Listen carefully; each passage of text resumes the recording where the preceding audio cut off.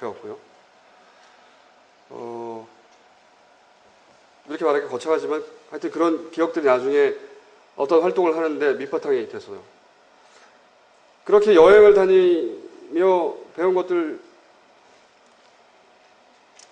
생각이 많이 지나갔네요. 배운 것도 굉장히 많은데 요약해보죠. 여행 제가 한 60여 개국 정도 다닌 것 같습니다. 어느 날 사대가 멈췄는데 여행을 처음 가면 그 나라에 다른 게 보입니다. 우리하고 옷 입는 것도 다르고 생김새도 다르고 다 달라요. 아주 사소한 것, 택시 모양도 다르고 버스 모양도 다르고 지하철 탈 때 표도 다르고 다 달라요. 신기해요, 사람들이. 그래서 그 버스를 타도 버스표도 모읍니다. 그렇죠? 버스를 타도 버스 타고 돈 내는지, 타기 전에 돈 내는지, 토큰을 내는 건지, 회수권을 내는지, 카드를 찍는지, 아니면 올라가서 현금으로 낼 수 있는지, 전기권을 끊어야 되는지, 그 모양은 어떤지, 펀치를 찍는지, 안 찍는지, 뭐 하여튼 무수한 종류의 버스 타는 방법이 있죠. 그 하나하나가 되게 신기하고, 그게 신기해서 그런 것들 다 모으고 수집해요. 근데 나라의 숫자가 한 20개, 한 30개, 40개, 50개쯤 넘어가면 이제 같은 것만 보입니다. 버스 타면 돈 낸다.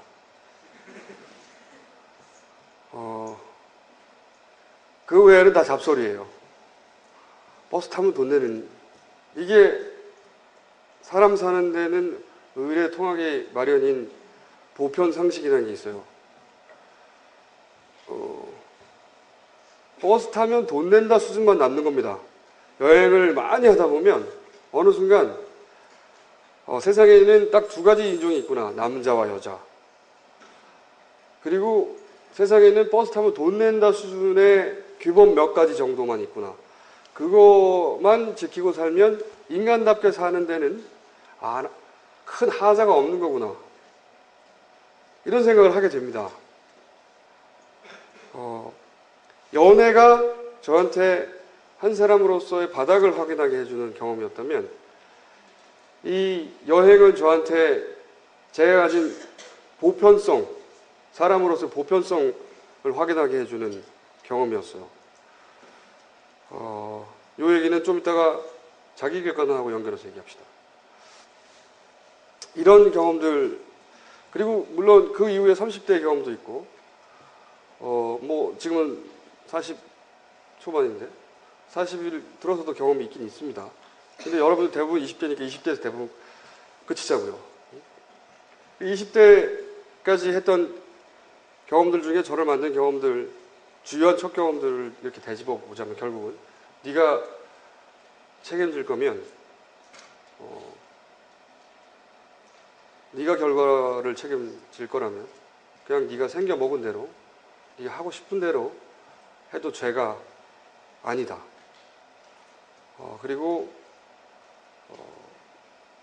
자신의 바닥을 확인해야 되고 자신의 보편성을 확인해야 된다. 이런 경험들은 저한테 뭘로 연결을 됐냐면 자기 객관화라고 하는 자기 인식으로 연결됐어요. 이 얘기를 하려고 결국 이런 것들을 묶었는데 그리고 자기 객관화를 통해 저는 자존감을 가지게 됐습니다. 그리고 자존감을 가진 후 지 마음대로 살고 있습니다. 그러면 자존감을 어떻게 가지게 됐는지, 자기 객관화라는 건 뭔지 설명하며 오늘 마칠까 해요. 질의응답 받고.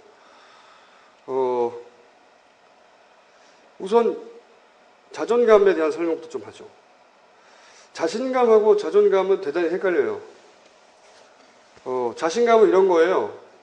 어떤 일을 내가 해낼 수 있다고 생각하는 그런 능력에 대한 신뢰입니다. 내가 공을 10m 던질 수 있어. 남들은 1m밖에 못 던지는데. 그러면 공을 던지는 능력에 대한 자신감이 생겨요. 그렇겠죠? 그러니까 이 모두 다 10m를 던질 수 있으면 자신감이라는 게 생길 게 없죠. 모두가 숨 쉴 수 있는데 숨 쉬는 걸로 가지고 자신감이 생기나요? 아니죠. 자신감이라는 건 그래서 누군가와의 비교 우위, 상대의 비교를 통해 비교 우위를 통해 획등하게 되는 감정이에요. 내가 쟤보다 공부를 잘해. 그러면 공부에 대한 자신감이 생깁니다. 내가 쟤보다 예쁘게 생겼어. 그러면 자신의 외모에 대한 자신감이 생기고요. 우리 집이 제 집보다 커. 그러면 거기에 대한 자신감이 생기는 거예요. 그렇게 자신감이라는 건 상대와의 비교를 통해 그런 비교, 그리고 그 과정에서 내가 비교 우위에 있다라고 확인하고 그 능력에 대해 스스로 신뢰하게 되고 그게 자신감입니다. 근데 지금 쭉 말씀드렸듯이 자신감이라는 게 그렇게 비교 우위를 통해 얻다 보니까 자기보다 공부를 잘하는 사람 앞에 가면 바로 죽어요. 자기보다 얼굴이 잘생긴 예쁜 사람 앞에 가면 바로 기가 죽습니다. 자신감이라는 건. 자신감은 그래서 동전의 양면처럼 열등감을 달고 사는 거예요. 자신감, 희한하게도 자신감은 동전의 양면처럼 열등감을 수반합니다. 왜냐하면 모든 면에서 절대적으로 비교 위에 있는 존재라는 건 세상에 없거든요. 그렇게 만들어진 게 자신감이에요. 자존감이라는 건 뭐냐면 자신감이 타자와의 비교를 통해 그 과정에서 경험칙으로 얻게 되는 자신의 능력에 대한 신뢰라면 이 자존감이라는 건 다른 사람하고는 아무 상관이 없어요. 아무 상관이 없고 자기가 자기를 승인하는 겁니다. 자기가 자기를 승인한다고 하니까 왕자병이나 공주병하고도 착각할 수도 있는데 이 왕자병과 공주병과 이 자존감의 차이는 이런 거죠. 나보다 잘난 애가 있어. 왕자병은 인정하지 않죠. 공주병은. 아니야 라고 부정합니다. 객관적으로 잘났는데 자존감을 가진 사람은 인정을 해요. 인정을 하는데 그것이 쟤는 저렇게 잘났는데 나는 뭐야 라고 자기 비하로 되돌아오지 않는다는 거죠. 잘났으면 잘났다고 인정해. 좋겠다 씨발. 거기까지. 딱 거기까지. 좋겠다. 그러면 나는 왜 이렇게 못났나 라고 자기 비하로 되돌아오지 않는다는 거예요. 왜 안 돌아오는지 자존감이 뭐길래 설명을 해보자면 왜 내 바닥을 확인하는 게 중요하다고 말했냐면 자존감을 가지려면 있는 그대로의 자신과 마주해야 돼요. 그거 흔히 자기대면이라고 하죠. 사람이 연애를 하면 자기 바닥을 확인한다고 그랬는데 연애를 하게 되면 굉장히 비겁하고 치졸한 자기 바닥, 평소에는 인정하기 싫은 자기 바닥과 마주하게 되거든요. 부정하고 싶어요. 대부분의 사람들은 그걸. 그리고 이건 굉장히 특수한 상황이고 그럴 수밖에 없었어 라고 자기 합리화하죠. 대부분. 나는 원래 착한 놈인데 네가 나를 이렇게 만들었어 라고 보통 공격하거나 아니면 나는 원래 괜찮은 놈인데 워낙 상황이 안 좋았어 라고 하거나 자기가 했던 행동이나 자기가 했던 선택에 대해서 부정하고 싶어 합니다. 근데 그게 자기거든요. 그렇게 선택한 게 자기예요. 아무리 부정하려고 해도.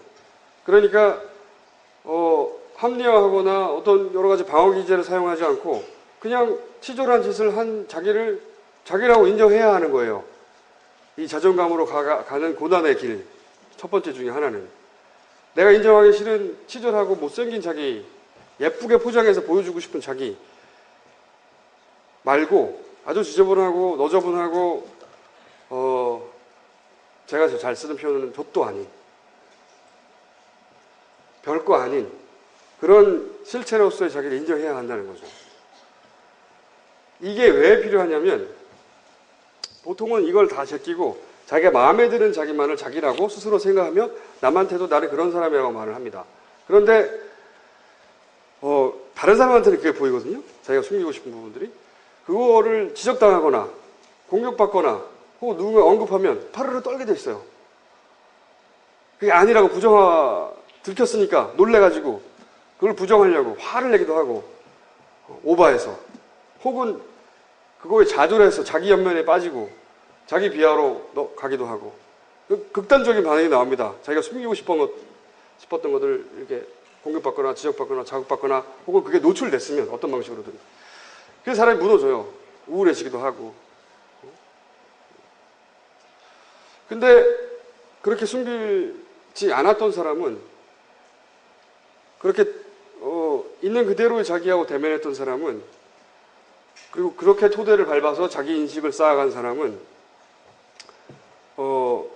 상처받을 일이 없어요. 사람들은 끊임없이 다른 사람들로부터 상처를 받거든요. 저 사람은 날 무시하는 게 아닐까. 내가 가지고 있는 능력치만큼 내가 인정받지 못하고 있어. 저 사람은 날 하찮게 보는 게 아닐까.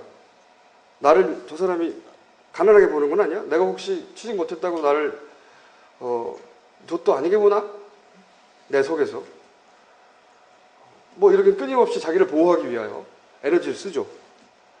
근데 자기 대면한 후에 토대를 쌓아서 자기를 긍정하여 만들어진 자존감은, 그런데 신경 쓸 필요가 없어요. 나를 그렇기 때문에.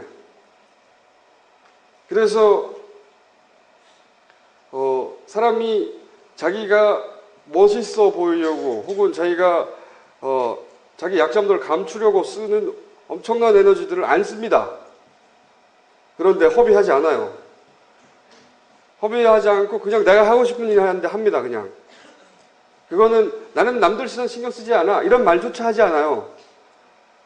나는 남의 시선을 신경 쓰지 않아 하는 말 속에도 사실은 남의 시선을 전제하고 있는 건데, 그런 말조차 하지 않아요. 그럴 필요가 없으니까. 자존감에서 출발한, 그러니까 그렇게 자기를 있는 그대로 대면하고 쌓아서 만들어진, 자기를 긍정해서 만들어진 자존감은 사람 살기가 참 편합니다. 세상이. 스트레스도 별로 안 받고 내가 하고 싶은 대로 하고, 그런다고 세상 일이 다 내 뜻대로 된다는 말은 아니에요. 그런 건 없죠. 그렇지만 온전히 세상하고 상대하는 데 에너지를 쓸 수 있어요. 여러분들 대부분은 인정하든 인정하지 않든 자기 혼자와 대화하며 자기가 정말로 좋아하는 걸 세상에 구현하는 데 에너지를 쓰는 게 아니라, 자기한테 기대되는 것들, 부모로부터의 기대든, 친구로부터 저 친구는 그 정도는 할 거야 라고 생각하는 기대든, 그 기대에 남의 기대를 충족하려고 살아요. 아주 많은 에너지를 그렇게 쓰고 있어요. 그 에너지가 대단합니다. 용량이. 근데 사람은 용량이 100이 있다면 그 중에 80을 그렇게 써버리면 남는 게 없잖아요. 그러니까 내가 내 욕망의 주인이 돼서 내 살고 싶은 대로 이 세상을 살려고 하면 자존감을 가지는 건 대단히 중요한데, 그 자존감을 가지기 위해 그 직전의 단계가 자기 객관화의 단계가 꼭 필요합니다. 자기 객관화라는 것까지 설명하고 질문을 받죠. 자기 객관화라는 거 말이 좀 추상적인데, 그러니까 추상적이지 않게 설명해 보자고요. 어린애가 태어나면 자기밖에 몰라요. 1차원이죠, 1차원. 점이죠, 계약으로 말하면. 근데 좀 크면 엄마를 알아보게 되고, 사람 알아봅니다. 나와 엄마, 나와 아빠, 나와 친구, 나와 선생님, 이렇게 쭉, 나와 누구. 이렇게 점과 점이 만나 선을 그어서, 그 점과 점이 만나서 선을 그어 만들어진 관계의 평면이 만들어지죠. 이렇게. 그 사람과 내가 만들어가는 관계의 평면이 만들어집니다. 2차원이 되는 거죠, 인생이. 근데 많은 수의 사람들이 2차원으로 살다 죽어요, 그냥. 나와 누구, 나와 동료, 나와 선생님, 나와 제자, 나와 언니, 나와 누구 이렇게. 그렇게 2차원으로 살다 죽어요. 근데 세상은 3차원이잖아요, 알다시피. XY로 이루어진 평면이 있는 게 아니라 Z축이 있거든요, 세상에는. 나하고 아무 상관없는 Z축이 존재한단 말이에요. Z축이라는 건 이런 거죠. 만약에 Z축에 있는 사람이 죽으면 나하고 안 슬퍼요. 쓰나미로 죽은 사람들이 Z축에 있는 사람들이죠. 나하고 어떤 크로스도 없어요. 어떤 평면과도 만나지 않아. Z축에 있는 인간들인데. 자기를 Z축에 놓습니다. 그리고 X축에 있는 나를 Z축에 갖다 놓고, Z축에 어떤 좌표에 갖다 놓고, X축에 남아있는 나를 내려다보는 거. 비주얼로 표현하자면 그게 자기 객관화입니다. 마치 쓰나미로 죽은 사람 쳐다보듯이 자기를 쳐다보는 거죠. 그건 말처럼 쉽진 않고 누구도 완벽하게 그럴 수는 없어요. 자기를 이방인 쳐다보듯이 쳐다본다는 게 저절로 되지 않습니다. 마치 아령을 오래 들어야 근육이 생기듯 이런 건 저절로 되는 게 아니고 그렇게 사고해야, 훈련해야 하는 겁니다. 자기를 이렇게 자기 객관화하여 바라보아야 비로소 사실은 자신의 바닥과, 저는 연애를 통해서 제 바닥을 확인했는데 자신의 바닥과 경계를 확인할 수 있고요. 그리고 그럴 수 있으려면 기댈 데가 있어야 되잖아요. 이게 무슨 말이냐면 그럼에도 불구하고 자기가 너무나 하찮은 인간은 아니라고 기댈 데가 있어야 돼요. 그 보편성에 대한 확인은 여행을 통해서 했어요. 저는 사람 다 똑같구나. 그러니까 그렇게 자기 객관화하여 하찮은 무수한 인간들 중에 역시 또 하찮은 한 사람에 불과하구나가 자기 비하로 넘어가지 않았던 것은 스스로 여행을 통해 내가 가진 보편성도 확인했거든요. 사람들에게 다 똑같구나. 다이구나 다. 누가 특별히 위대하거나 누가 특별히 젖도 아니거나 아니구나. 대통령이라고 해서 더 위대한 인간도 아니고 그거는 일부러 의식적으로 정치적으로 생각하는 게 아니고 그냥 자연인 대 자연인으로 그렇게 생각하는 거예요. 그 사람이 뭐 청소한다고 해서 무시할 일 절대 아니고 이거는 내가 예의가 아니라 정말 그렇게 생각하는 거고 그 사람이 대통령이라고 해서 대단한 사람이라고 생각하지 않고 그냥 있는 그대로 바라봐주는 것. 이렇게 자기 객관화와 그리고 자존감을 가지고 나면 그 다음에 갈 수 있는 길이 행복하게 사는 길입니다. 그걸 가지고 살면 행복해진다. 굉장히 관념적인 얘기로 들릴 수 있겠는데 제가 겪었던 살면서의 몇 가지 경험들 그리고 자기 객관화에는 내가 동물 중에 하나라는 것도 들어갔어요. 내가 그러니까 이 생태계에서 인간이라고 해서 대단히 위대한 게 아니라 이 생태계에서 사실은 한 종일 뿐이구나. 자기 객관화라는 게 아주 어릴 때는 나와 너를 구분하는 데서 출발하게 되죠. 그리고 어느 순간은 어느 나라에 살든 다 비슷하다고 생각하게 되고 어느 순간은 이 생물 전체에서의 자기 객관화로 이어지는데 거기까지는 사실은 갈 필요는 없고 내 얘기가 어렵습니까?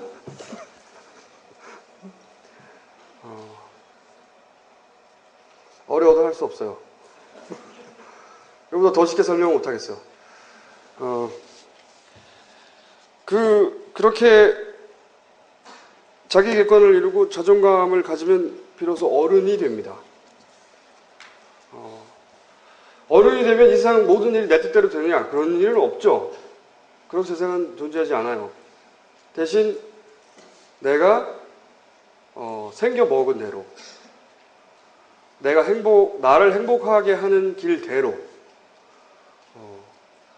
누가 뭐라고 하던 크게 개의치 않고 내가 생겨 먹은 것을 이 세상에 구현하기 위해 그냥 노력하며 살게 돼요.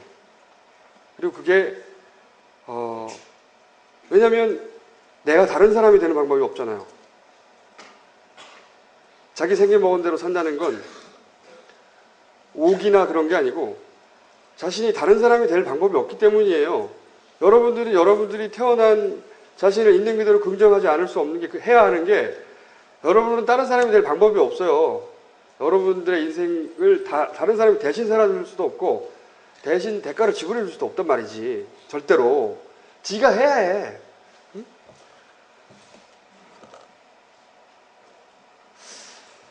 더 쉬운 방법이 없나? 설명에? 이와간 그래서 어른이 되고 나면 사실은 어른은 무조건 행복하다는 게 아니라 자기가 어떻게 해야 행복한지를 알게 되고 그리고 그 길만 가게 됩니다.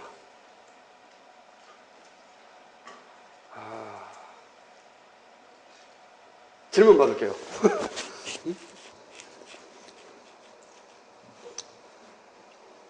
여러분, 김원준 선생님 하신 말씀 어렵습니까? 안 어렵죠? 네. 어렵다고 그렇게 걱정 안 하셔도 됩니다. 선생님께 해주신 말씀하고 관계에 대해서 질문을 드리고 싶거나, 그러니까 선생님이 이제 몇 마디 화두를 던지셨는데 조금 더 해설이 필요하거나 하는 사람이 있으면 질문을 좀 드리고 구체적인 답을 들어보도록 하죠. 질문 있는 사람은 자기 자리에서 손을 들고 질문을 좀 해주시기 바랍니다.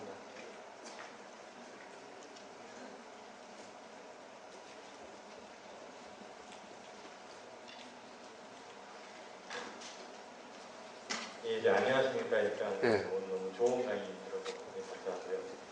예, 제가 생각할 때는 이 아주강좌라는 게 현재 이 대학교에서 일반적인 교육으로 배울 수 없는 것들을 이런 경험들을 통해서 이 대학생들에게 역량 강화의 시간이라고 저는 이 강좌를 생각하고 있습니다. 그래서 아까 말씀하셨던 내용들이 한마디로 결국 이 세상을 살아갈 때 자기 자신의 객관화를 통해서 자기 중심적으로 자기만의 세상을 살아가야지 남들이 짜놓은 세상에서 남들이 틀리면서 살아가는 건 진정으로 행복한 삶이 아니라고 저희는 이제 들려왔거든요. 근데 이미 그러한 것들은 저희들이 20년간 살아오면서 많이 들어왔던 이야기이고, 또 누구나 아까 말씀하셨듯이 자기 나름대로 그런 인생에서 비슷한 경험들을 해왔었고, 또 이 자리에 있는 모든 학생들은 여행을 통해서 그러한 것들을 많이 경험했습니다. 하지만 그것을 누구나 똑같이 느끼지는 못했기 때문에 올바르게 자기 객관화가 되지 않았고, 또 이 대한민국이라는 이 사회 자체가 자기 중심적인 그런 사고만을 가지고 남의 시선을 무시하고 살아갈 수 없기 때문에 이 대학생들이 현재 이 시점에서 가장 큰 고민이라고 고민이라고 할 수 있는 그 취업이라는 문 앞에서 그러게 자기 자아를 발견하여서 그 자기의 행복한 삶을 추구할 것인가, 아니면 남들이 보는 시선에 나를 어느 정도 타협하고 맞추면서 살아갈 것인가라는 문제점에서 되게 혼란스럽게 느끼기 때문에 이러한 문제들이 이 사회의 모든 문제점들이 좀 발생한다 생각을 하고 있거든요.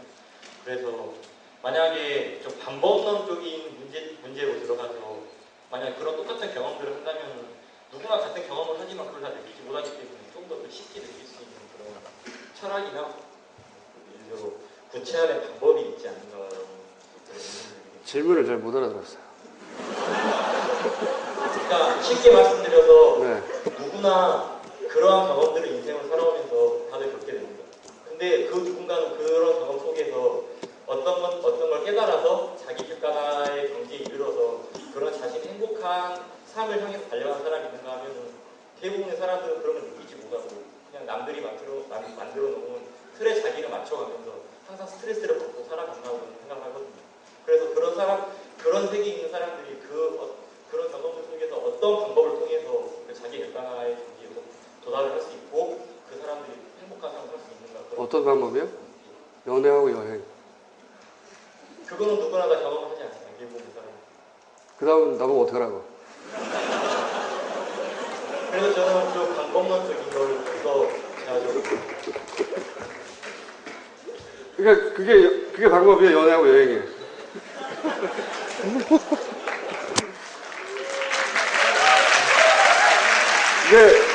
근데 사실 이런 질문 많이 받아요. 뭐가 묘안이 있지 않을까? 비법이 있지 않을까? 뭐 이렇게 하면 딱 되는 게 있지 않을까? 그래서 사람들은 시크릿 같은 책도 읽어보죠. 저도 다 거짓말이야. 응? 그런 비법은 없어요. 응? 그런 비법은 없고, 저도 지금 얘기를 나이 40이 먹어서야 42살입니다, 제가. 42살이 되어서야 그럴듯하게 포장할 수 있게 되었을 뿐, 그걸 겪을 때는 그거 몰랐어요. 근데 그걸 겪지 않았더라면 지금도 모르겠죠. 한 가지 위안을 드리자면, 정답도 없네? 저도? 이렇게 말할 수 있는데, 뭐 이렇게 하면 돼, 이렇게 말하면 돼, 뭐 다 거짓말이야, 그런 거. 그래도 안 되는 수 많아요. 다 거짓말이고 그런 비법은 없고, 한 가지 위안을 드리자면 이렇게 말씀드릴 수 있을 것 같아요. 지금 다 불안할 테니까, 미래에 대해서. 제가 어디서 본 자료인데, 세계적인 조사인데, 나름대로 그 분야에서 일가를 이룬 사람들을 여러 사람을 조사했는데, 그 사람들의 20, 30대를 조사를 했어요. 그랬더니 대부분의 사람들이 우리가 흔히 듣는 이야기가 한우물을 팔아 뭐 대성 싶은 나무는 떡잎부터 알아본다 말하잖아요. 다 거짓말이야. 응? 한우물을 어떻게 파? 내가 중학교, 고등학교 내내 입시만 공부하다가 대학에 들어왔는데 내가 어떤 사람인지도 모르고 뭘 모르는데 과도 알고 들어온 것도 아닌데 어떻게 한우물을 파? 미친 거지. 한우물을 파면 아무것도 모르는 상태에서 나이 30이 넘어서도 자기가 뭘 좋아하는지 내가 어떻게 살아야 되는지 모르는 사람 많아요. 대학 들어가야 되고 이거 해야 되고 취직해야 되고 쭉 그렇게만 쫓겨 살아왔기 때문에 정작 자리에 앉아서 멈추고 자기와 대면하고 내가 어떤 사람이고 내가 뭘 원하고 호심해서 생각해 본 사람 잘 없습니다. 그런 시간을 허용하지 않아요, 이 사회가. 그러니까 한우물을 팔아내는 건 또 말도 안 되는 소리야. 뭘 알고 한우물을 파란 말이야. 그런 얘기를 다시 쓰지 말고 이렇게 생각하세요. 아까 그 조사로 돌아가서 그 조사를 봤더니 이 사람들이 대단히 많은 종류의 직업들을 가졌었고 40이 되기 전에 그것도 40대 하고 있는 일과 거의 상관없는 일들, 서로 맥락이 닿지 않는 일들을 한 사람들이 많더라. 그러니까 중구난방 뒤죽박죽으로 일을 했던 건 20, 30대. 왜 그랬냐? 자기가 그 일이 맞는 줄 알고 했는데 아니야, 딴 거 해. 내가 이거 관심이 있었는데 이거 했는데 아니야, 딴 거 해. 그렇게 시행착오를 겪고 실수를 하고 다시 고민을 해서 방향을 틀고 이게 맞겠는지 또 아니고 그런 걸 다 겪었던 거예요, 다들. 그 사람이 내가 40대 후반에는 이 일을 하고 있을 거야 목표를 정해놓고 거기를 향해서 커리어를 쭉 쌓은 게 아니더라는 거지. 그것만이 유일한 길인 줄 알고 있겠지만 아니더라는 거지. 아니고 내가 뭘 잘하는지 모르니까 그 순간에 관심이 있거나 하고 싶은 게 있으면 해보는 거예요. 그런데 그게 반드시 잘 되는 보장은 어디에도 없죠. 그리고 특히나 젊었을 때 하는 건 실패할 확률이 더 높아요. 자원도 제한돼 있고 경험도 제한돼 있으니까. 그러면 또 딴 걸 해요. 또 관심이 가면. 그리고 또 딴 걸 해요. 그렇게 우왕좌왕 사방팔방으로 여러 가지 경험을 쌓다 보니 자기가 뭘 잘하고 뭘 못하고 내가 언제 어떻게 행동하고 그 경험이 쌓이더라는 거죠. 그래서 점점점 자기한테 맞는 일을 찾아가 어느 날 40대나 되어서야 자기한테 맞는 일을 찾아내서 그 일을 하기 시작했고 그리고 그 일이 어느 순간 봤더니 너무 재밌어서 하고 있었더니 유명해지기까지 했더라. 이런 사람들이 대부분이더라는 거죠. 그러니까 정답을 바라고 이렇게 하면 되고 뭐 아침형 인간이고 다 저도 거짓말이에요. 응? 시크릿이 어쩌고 다 거짓말이야. 그런 세상은 없어요. 그러니까 그런 걸 나한테 기대하지 마. 그런 건 없고 그 과정 전체 혼란스럽고 내가 자신이 없고 두렵고 한 과정 전체를 뚫고 지나가려면 자기 객관화되고 그래서 스스로 자존감을 가지고 있어야 되는 거예요. 거다. 그 정도만 내가 할 수 있어. 그 이상은 내게서 바라지 마. 근데 위로를 하자면 아까 말씀드렸듯이 이렇게 우왕좌왕 사는 게 맞는 거라는 거죠. 그렇게 가다 보면 그리고 그렇게 살 수밖에 없게 되어 있습니다. 인간이. 미래를 모르니까.